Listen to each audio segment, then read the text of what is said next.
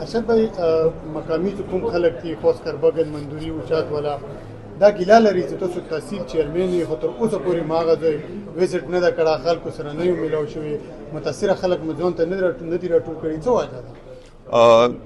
داسې لکه خبرې لګیا وې څنګه کوارټ کې جرګې لګیا دي، زه ټولو سره په رابطې کې وم.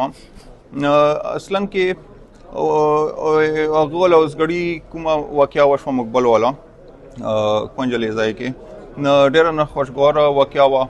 بیا هغه نه بعد د اوچات کې داسې واقعه وشوه، بیا بګن کې مین شاید څه دی ټول سیسټم کوارټ کې لګیا دی، څه کومې جرګې دي خبرې دي. مو کوشش وو څه طریقې سره د کورمې کې امن راولو.